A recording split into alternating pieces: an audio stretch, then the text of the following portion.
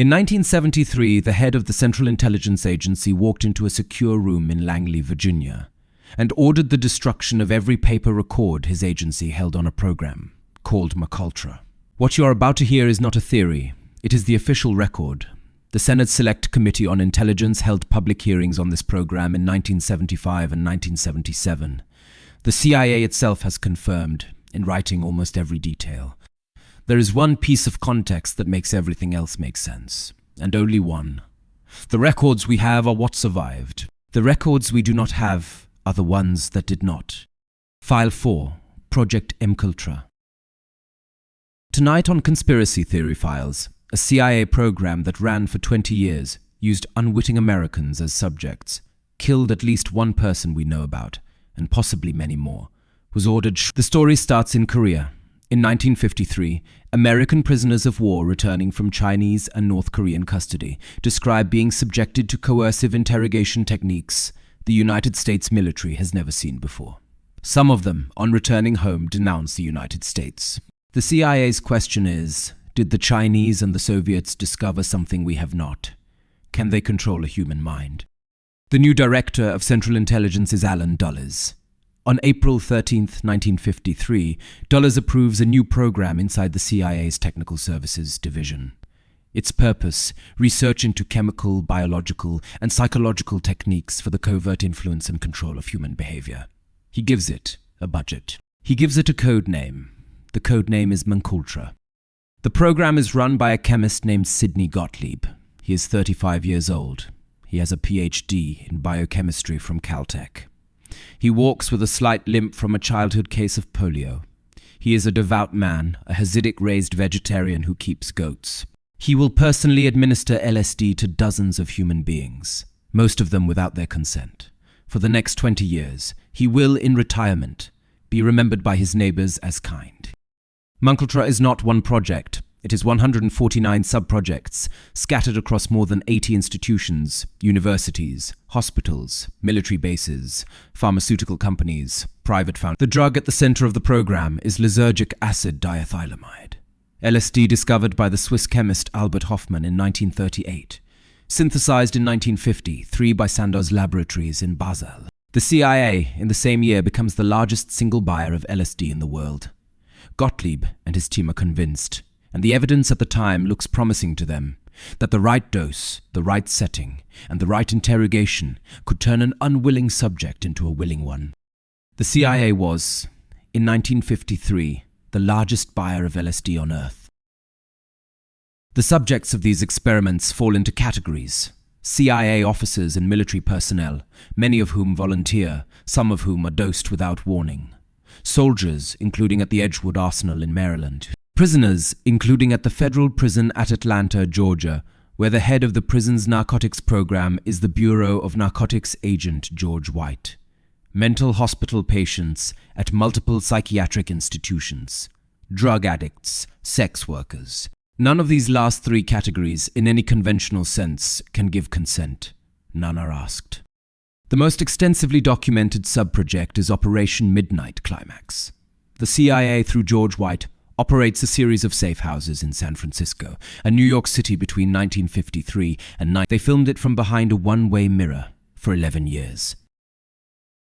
In November of 1953, an army biochemist named Frank Olson, a civilian scientist working on biological warfare at Fort Detrick, Maryland, attends a CIA army retreat at Deep Creek Lake. Olson and his colleagues are served Cointreau after dinner. Sidney Gottlieb has spiked the drinks with LSD. Olson is 43 years old, married, 3 children. He has never knowingly taken a psychoactive drug in his life. In the weeks after the spiking, Olson tells his wife he wants to leave the program. He tells his colleagues he wants out. The CIA arranges for him to see a doctor in New York City. He is taken to the Hotel Statler on 7th Avenue. He is given a room on the 10th floor. On the night of November 28, 1953, at 2 in the morning, Frank Olson goes through a closed window of room 10, 18, and falls 10 stories to the sidewalk below. The CIA's official position, Frank Olson committed suicide. He had become depressed. He had jumped. His family is told this. His family receives a small pension. The CIA in 1975, the Rockefeller Commission report, and a Washington Post article that follows it, discloses for the first time that an Army scientist had been dosed by the CIA before what the agency had officially called a suicide. The Olson family reads about it in the newspaper. The family had been told for 22 years that Frank Olson had jumped from a hotel window in a fit of unexplained depression. Now they know he had been drugged without his knowledge 10 days before he died. In 1994, with the family's consent, Frank Olson's body is exhumed for a forensic re-examination by Professor James Starrs of George Washington University. The re-examination finds that Olson's skull shows blunt force injuries consistent with an assault prior to the fall. Injuries inconsistent with a head-first fall into a sidewalk. Starrs' official finding, homicide. The CIA's position has never officially changed. The case has never been criminally prosecuted.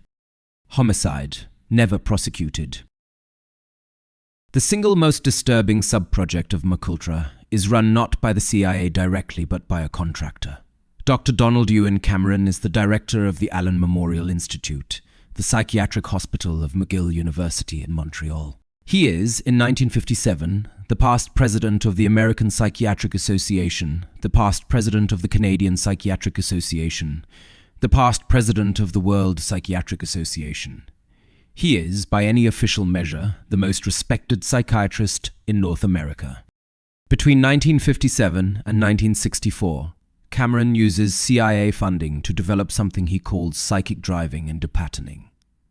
Patients admitted for routine conditions. The patients are not told what is happening to them.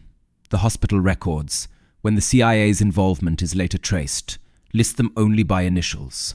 Some recover slowly with no memory of the months they have lost.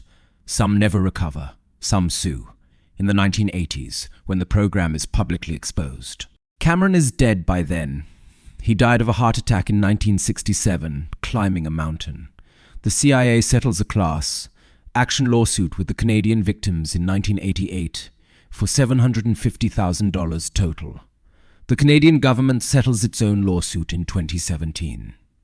The total amount paid out to date is less than $10 million. Less than $10 million for all of it.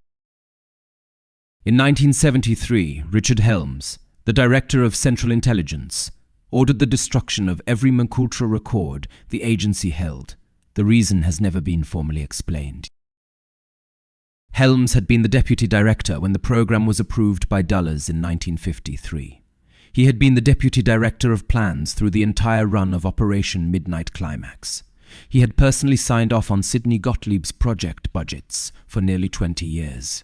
In 1973, with the Watergate scandal closing in on the Nixon administration and the CIA's domestic operations becoming a topic in Congress, Helms gives the order. The records are taken from the locked vaults at Langley. They are taken to the agency's incinerator. They are burned. We do not know how many pages went into the incinerator. The CIA's later best estimate is 150 boxes, approximately 15,000 records, almost all of the program's working documentation. What we have is what they did not finish burning. In February of 1973, Richard Helms is appointed ambassador to Iran. He leaves the agency. He will, 4 years later, plead nolo contendere to a charge of perjury for lying to the Senate Foreign Relations Committee about CIA involvement in Chile under Salvador Allende. He receives a suspended 2-year prison sentence and a $2,000 fine. He pays the fine with a personal check. The accidentally spared budget files surface in 1977 in front of the Senate. The Senate Select Committee to study governmental operations with respect to intelligence activities, chaired by Senator Frank Church of Idaho, is convened in January of 1975. Its mandate, a separate subcommittee, chaired by Senator Edward Kennedy of Massachusetts, focuses specifically on MKUltra. Sidney Gottlieb is called to testify. He is by 1977 retired and living on a goat farm in Virginia. He testifies politely, soberly, that yes, the program existed. Yes, he ran it. Yes, unwitting subjects were used. Yes, Frank Olson died. Yes, he regrets it. The hearings run for 3 days. The transcript is more than 1,000 pages. 3 days of testimony, 1,000 pages of transcript. The agency confirmed almost everything. What the Senate read into the public record with the agency's confirmation, not theories, not speculation, the record. 1. MKUltra existed. It ran from 1953 to 1973. It was approved at the highest level of the CIA. It was funded with appropriated federal money. Money that, when the budget files were eventually recovered, totaled approximately $10 million 1950s dollars. In present-day money, that is around $150 million. 2. Unwitting subjects were used. The CIA's own internal review acknowledged this. The categories included American military personnel, civilian government employees, prisoners, mental hospital patients, drug addicts, and sex workers. The exact number of subjects has never been determined, because the records that would have allowed that determination were destroyed in 1970. The best estimate from the surviving budget records is between 1,000 and 2,000 people. 3. Universities and hospitals were paid CIA money to participate in the research, most without knowing where the funding ultimately came from.